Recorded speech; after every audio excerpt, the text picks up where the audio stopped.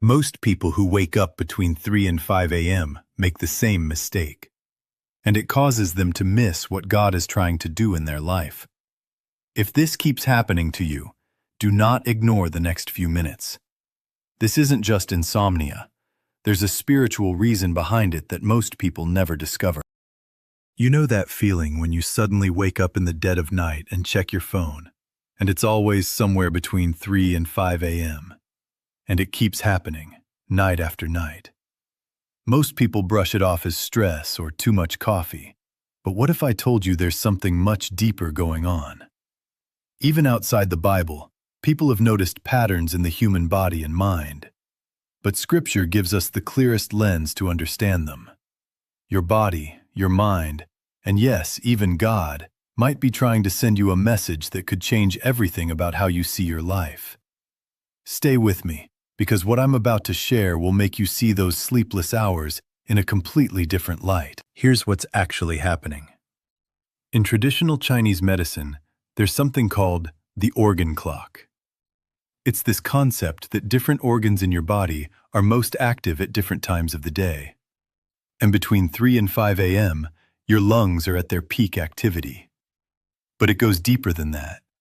Your lungs, in spiritual terms, are connected to grief, sadness, and letting go. So when you wake up during these hours, your body might be processing emotions you've been pushing down during the day. But that's just the physical side. From a spiritual perspective, 3 a.m. has been called the witching hour for centuries. But not for the spooky reasons you might think. It's actually considered the hour of divine communication. Think about it. The world is completely silent. There's no noise, no distractions, no notifications blowing up your phone. It's just you and the quiet. And in that silence, God has a clear channel to reach you. The Bible mentions prayer in the early morning hours multiple times. Psalm 63:1 says, "O God, you are my God. Earnestly I seek you. My soul thirsts for you in a dry and weary land where there is no water." This wasn't written about 2 p.m. on a Tuesday. This is that deep, early morning yearning. Jesus himself would wake up early to pray. Mark 1:35 tells us, "Very early in the morning, while it was still dark, Jesus got up, left the house, and went off to a solitary place, where he prayed." If Jesus needed that quiet time to connect with God, maybe we do too. And maybe, just maybe, when you're waking up at 3 or 4 in the morning, God is inviting you into that same sacred space. But let's talk about what's really going on in your life right now. Because these wake-up calls don't happen to everyone all the time. They happen when something is shifting. When you're going through a transition. When you're carrying heavy burdens. When you're ignoring something important. When you're being called to something greater. I've talked to hundreds of people about this, and the pattern is always the same. Someone starts waking up between 3 and 5 a.m. during a difficult season. Maybe they're dealing with a hard decision. Maybe there's unforgiveness they're holding on to. Maybe they're being nudged toward a new direction in life, but they're too scared to move. Here's a real example. There was this guy, let's call him David, who started waking up at 3:30 a.m. every single night for 2 months straight. He was exhausted, frustrated, and couldn't figure out why. He tried everything: new mattress, melatonin, sleep sounds, you name it. Nothing worked. Then one night, instead of fighting it, he just sat up and prayed. He poured out everything he'd been holding in: his fears about his marriage, his guilt over past mistakes, his anxiety about providing for his family. And something incredible happened. He felt this overwhelming sense of peace wash over him, like a weight lifted off his chest. And from that night on, he slept through until morning. But more than that, he started making changes in his life. He had honest conversations with his wife. He asked for forgiveness from people he'd hurt. He adjusted his priorities. That 3 a.m. wake-up wasn't a curse. It was an intervention. Now let's get into the science for a second, because this isn't just spiritual mumbo-jumbo. Studies show that our cortisol levels, the stress hormone, naturally dip around 3 a.m.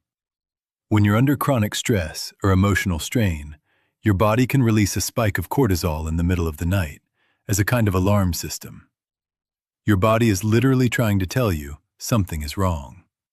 A study published in the Journal of Clinical Endocrinology and Metabolism found that people with unresolved emotional trauma or chronic anxiety have disrupted cortisol patterns that often cause middle-of-the-night waking. So your body and your spirit are actually working together here. And here's where it gets even more interesting. Your brainwaves change during these hours. Between 3 and 5 a.m., you're more likely to be in a theta brainwave state, which is the same state you're in during deep meditation or prayer. This is when your subconscious mind is most open, when intuition is strongest, when you can hear that still, small voice more clearly than any other time of day. God isn't shouting over the noise of your day. He's whispering in the silence of the night. And these early hours are when you're finally quiet enough to hear. So what is God trying to tell you? Well, it's different for everyone, but there are some common themes. First, He might be calling you to prayer. Not the quick, bless this food kind of prayer, but deep, honest, gut-level conversation. The kind where you stop performing and start being real. Where you admit you don't have it all together. Where you ask for help. Where you listen more than you talk. Second, He might be revealing something you need to address. Unforgiveness, pride, fear, a toxic relationship, a bad habit, a dream you've given up on. These things are easy to ignore during the busy day, but at 3 a.m., they come knocking. Third, He might be preparing you for something. A new chapter, a calling, a challenge, an opportunity. God often wakes people up before He moves them forward. He did it with Samuel as a boy. He did it with the disciples before Pentecost. He's doing it with you now. But here's the problem most people face. They fight it.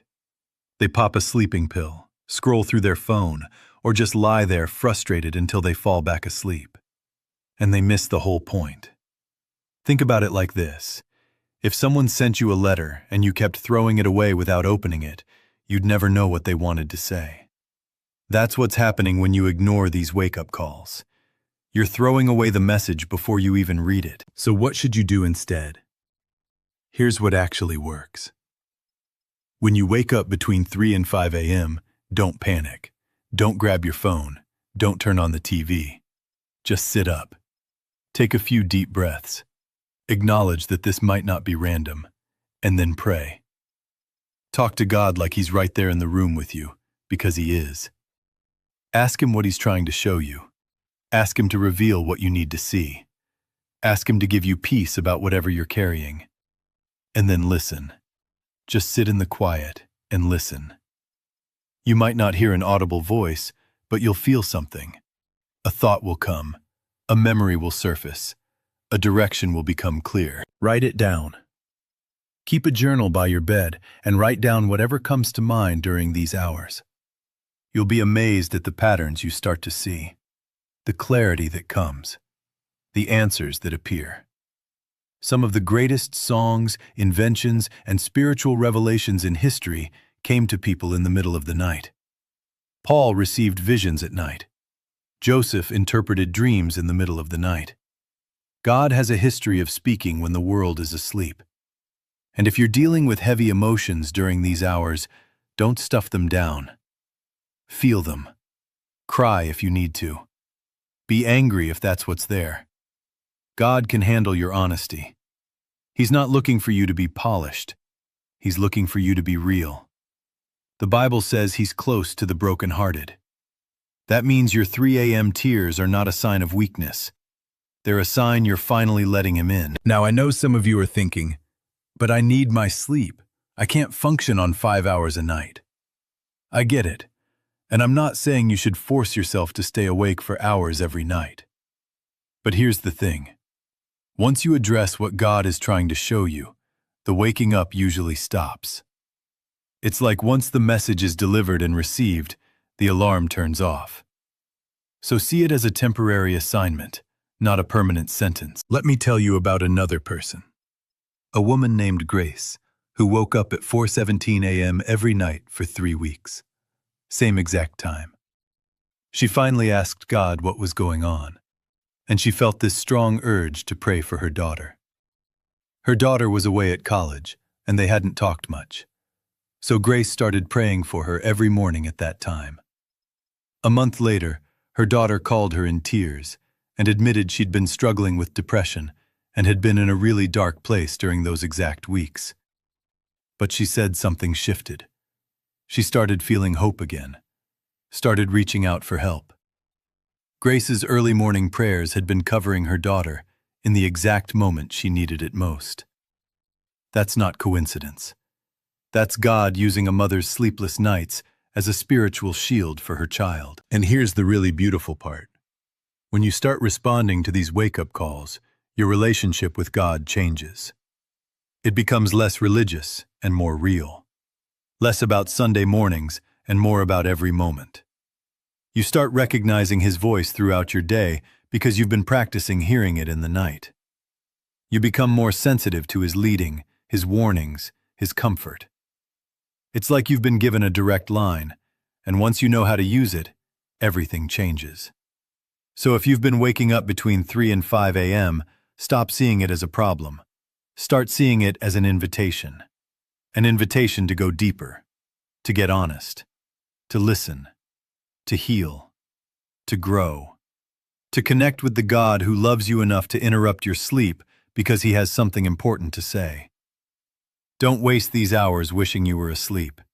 Use them to become who you're meant to be. And if you're watching this and you've never experienced this, pay attention going forward. Because life has seasons, and when the time comes that you find yourself wide awake at 3 a.m., you'll know exactly what to do. You'll know it's not just insomnia. It's an invitation. And trust me, you'll want to accept it.